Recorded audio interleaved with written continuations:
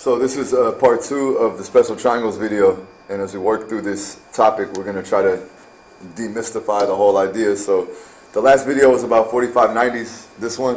All right, today we're going to bring them both together and we'll talk about 306090s. All right, what I've been saying for a while is that you guys need to realize that the 4590 is really just half of a square, right? And we know the way a square works. A square has 4 right angles, right?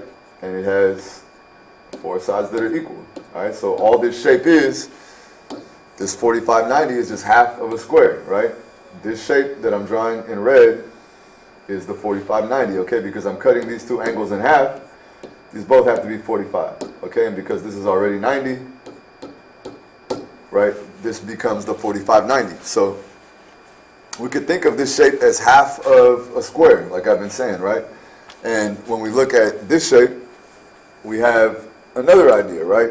It's not a square, but it's an equilateral triangle. So if we have a triangle with all 3 sides equal, all right, well then we also know the angles are equal and that they all have to be equal to 60. Because all 3 of them have to add up to 180. So 60 is the only number that does that. But you might be able to notice that, well, what happens if I cut this shape in half? If I cut this shape in half, then I get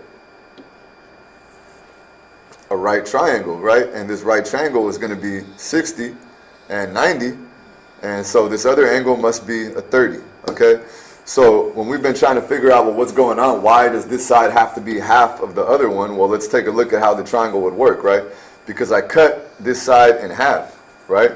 So that means that this piece over here, if I use a different color like yellow, like this piece has to be equal to that piece, right? Well, because those 2 pieces have to be equal, that tells me that whatever this thing is right here, whatever number it is, let's say it's x, all right, then this would also have to be x, right? But notice that that means that this whole side would have to be 2x, right? And if that's 2x, then all the sides are 2x because this is an equilateral triangle. So I hope you guys can start to see why this shape works that way, right? This is just half of an equilateral triangle, and that's the way the 306090 is, okay? So you could rewind that and watch that again if that maybe helped you see something, okay? But the truth is that we don't necessarily need to know everything about why the pattern's true, but we need to know how to use it, okay? So again, like we said, in the 4590, we know that these 2 sides have to be equal because, right, a square has all of its sides equal. So if that's x, then this is x, and the hypotenuse would be x times the square root of 2, as we saw in our last video.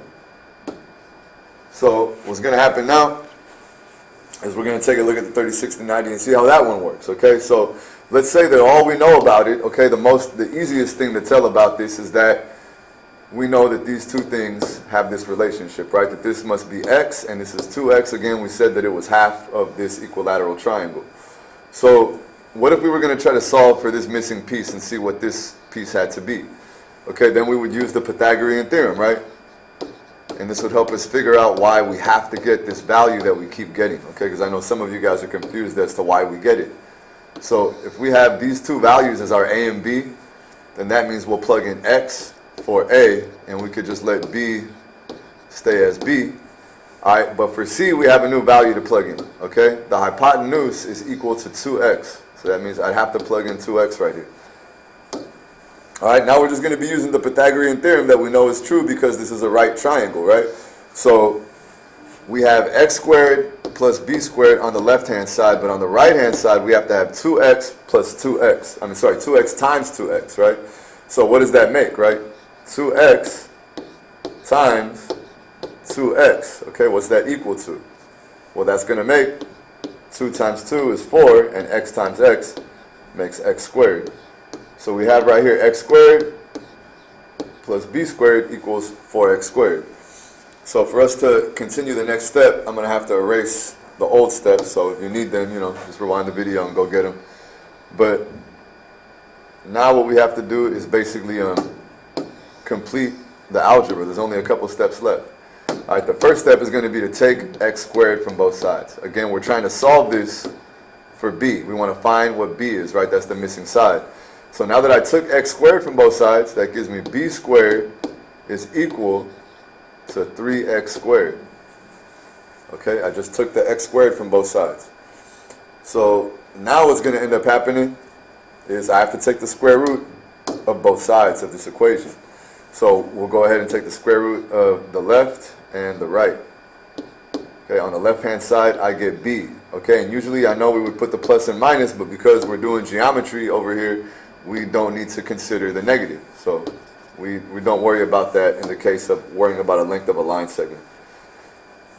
But to simplify this value, we got 3 times x, and we've learned that when there's something that repeats itself underneath the square root, when there's 2 of them, then we can take the x out, and now what stays inside is the 3 that did not have a match.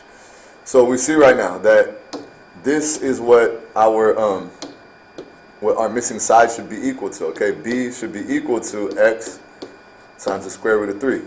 So now that we know that that's what this side must be, okay, we don't really care about the letter b anymore, and now we know the way that this shape looks. Okay, the 30, 60, 90 must look like this. Okay, so we have our shape that is basically the half of an equilateral triangle, like we said, right? Like we have our equilateral triangle, all of the 60-degree angles, right? And then if I cut that in half, like we said earlier, we get our 30, 60, 90. That's just that piece. Okay, so the x root 3 is going to be important, so that's what we're going to be practicing in this video, is how do we use that value. Alright, so we talked about why it was true, and in this case, now we're going to jump around and start dealing with what to actually do. So, we take a look at 13, right? And we can see 13 is going to be not the easiest example to start with, so I'll probably start with 14 so we can see the difference between those, alright? And actually, let's do those next to each other. All right, I'll do them on a new page. So in the 30, 60, 90, most of the patterns that happen are pretty basic, except for one. Okay. So we could start with the easy ones. All right. The easiest idea would be that you either start with 10 here, or you start with 20 here, or there will be another situation which I consider like the easiest pattern in the 30, 60, 90s. Might be if we get something like a 10 root 3 right here. Okay, what I'm going to try to show you is how and these problems are all the same. Okay, each one of these is the same idea. So we're supposed to know that the hypotenuse of a 30, 60, 90 should be 2 times 10, right? And 2 times 10 is 20. So that should be 20. Okay, and then the two legs of the 30, 60, 90 have this value in common, okay, but in order to get this side, I have to take my shorter leg and I have to multiply it by the square root of 3. Okay, so this would end up giving me 10 root 3.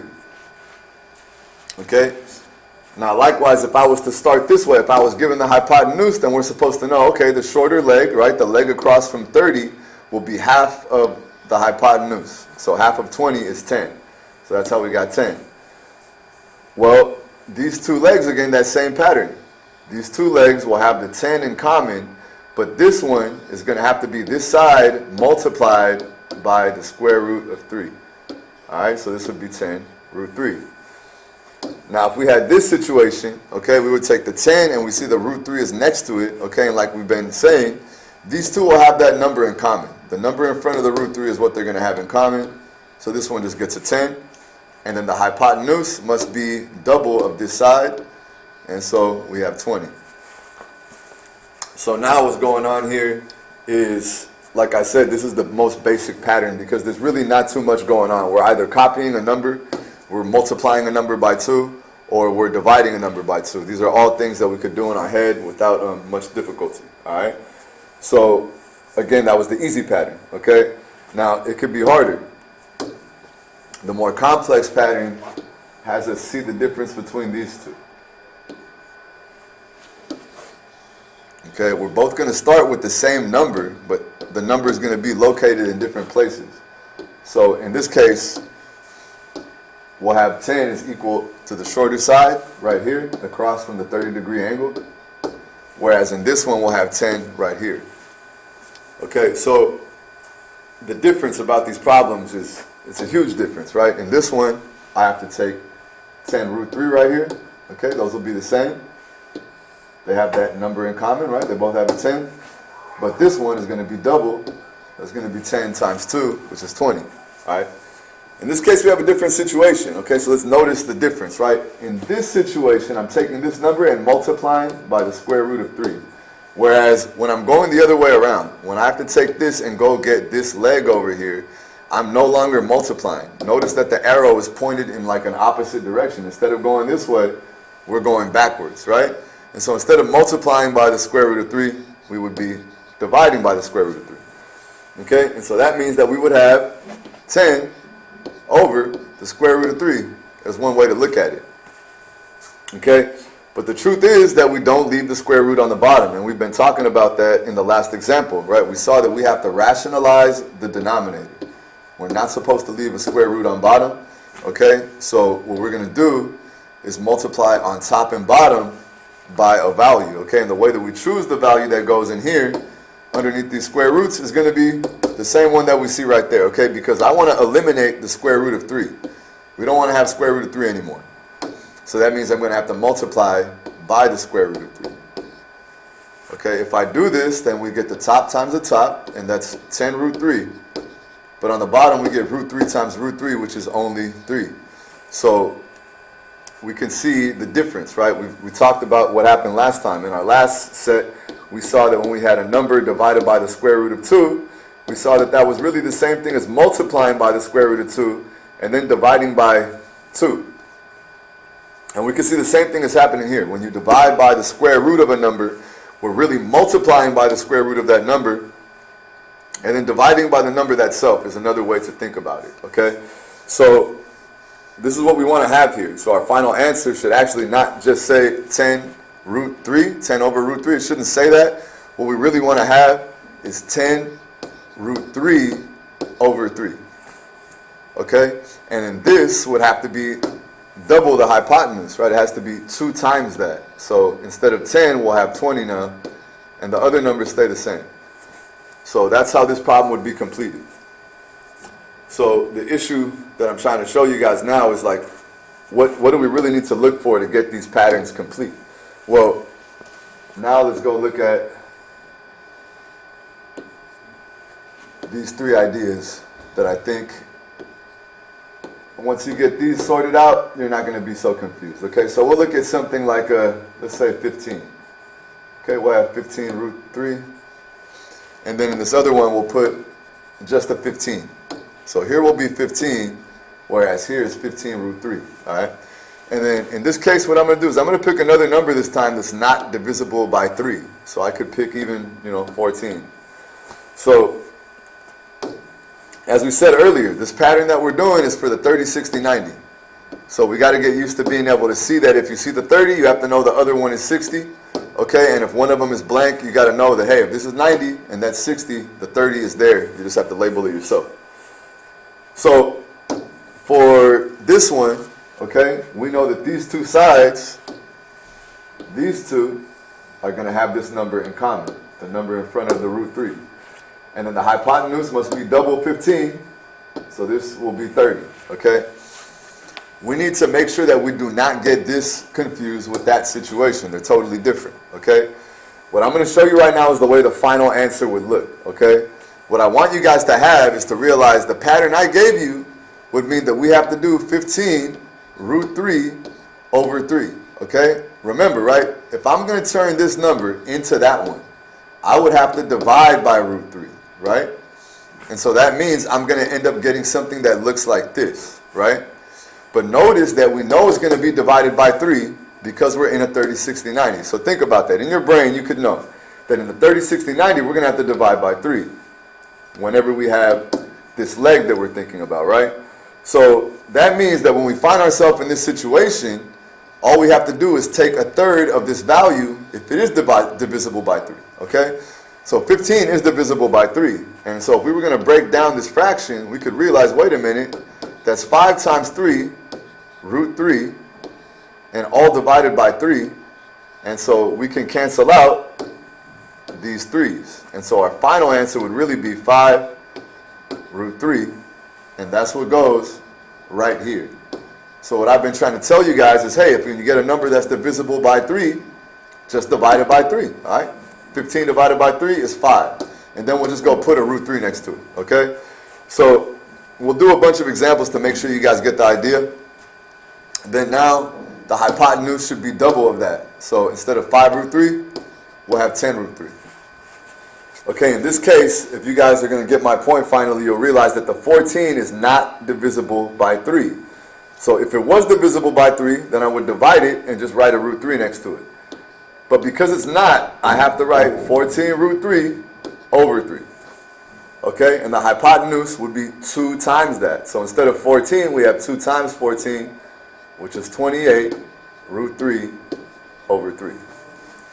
Okay, so again, this pattern is something that we want to be fast with so that we're not so confused. So let's do a few examples. Let's do maybe like 6 examples really quick. I'll put a bunch of right triangles up here, and we're going to label them all. All right, you might be able to do this in a notebook right now.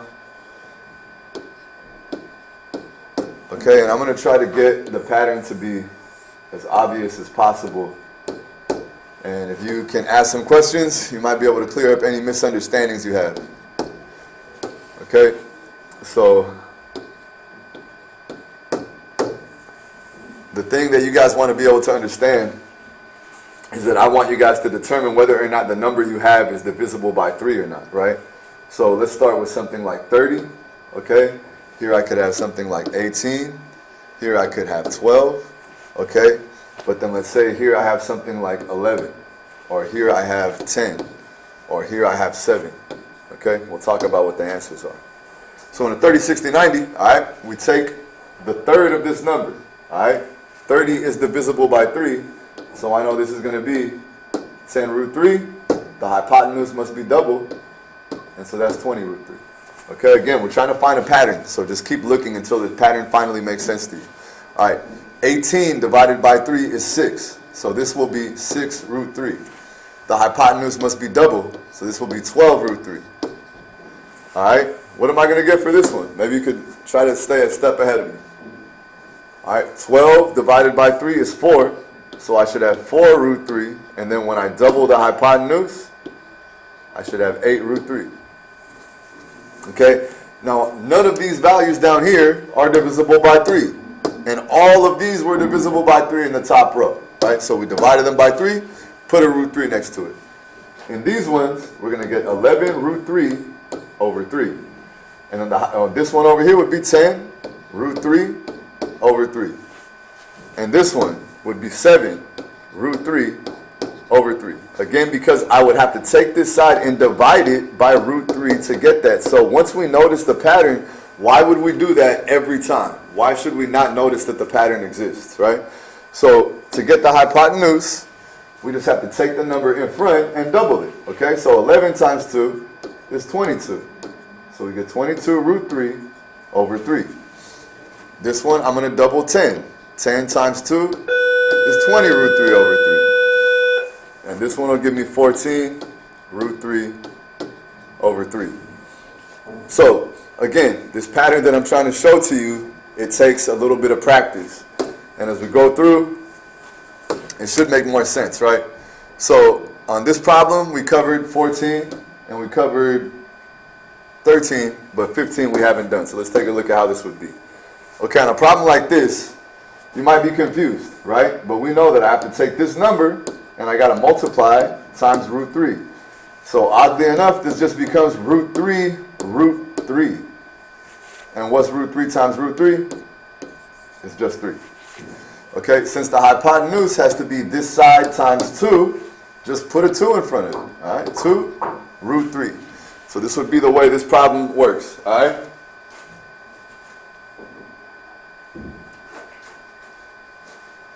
Okay, so the next thing that we're going to deal with is going to be number 16. Okay, so try to do this one on your own. See if it makes sense to you.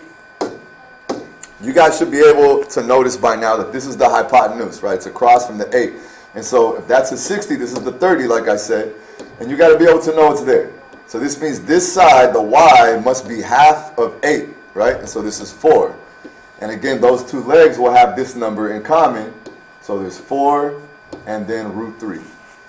Okay? So it really all depends on you becoming very, very solid with the way that this shape works, that we have x root 3, and 2x. All right, we really need that to be solid in your brain, and then all the other patterns will make sense too. All right, so if we take a look at this one, okay, what's going to happen now on this problem? Okay, we do this one, and we would end up with 5 right here for this leg. Okay, because again, these two legs are going to have that number in common, right? But this is going to be double, so that will be 10. Okay? Alright, so now what's going to happen is we take a look at this value. Okay, and let's see what happens now when we get root 3. Okay, in this case, think about it. There's an invisible number in front of the root 3. It's an invisible 1. It's not a 0. So that means if I have to copy that number in front, then that means this side is equal to 1. And because this is 2 times 1, this is just 2. Alright, so we continue. This problem, for instance, gets a little crazier, but little by little, we should be able to follow the pattern of what's going on. Okay, I'm going to take this side. It has to be half of that one. So this must be 10 root 3 over 3. Okay, I got half of 20 is 10. So to get this side, what do I got to do? All right, well, in this case, it's just going to be 10. Because we've been looking at this pattern before, right? So we could do it another way, right? We could take this side, if you didn't get the pattern,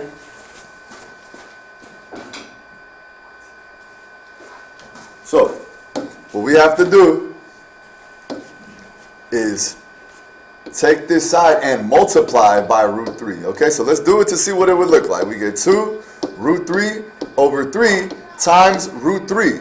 If I do that, then what's going to happen? Okay, so we got 10, and then root 3 times root 3 is 3. So now look, we have a 3 on top and a 3 on bottom. And the 3's will cancel out. And we only end up with 10. Okay? So the most important thing is really that this makes sense to you. Okay? I've given you a couple ways to look at it, but these are the way. Okay? So take a look at the rest of the assignment. I posted some answers for special triangles practice and everything. I'll scroll through the answers to this assignment right now. I think you guys have seen them before. I'll leave this up here for a second so you guys could pause it. But you have all your answers, okay? So please follow along. Hopefully this makes sense. Good luck studying for the test, all right?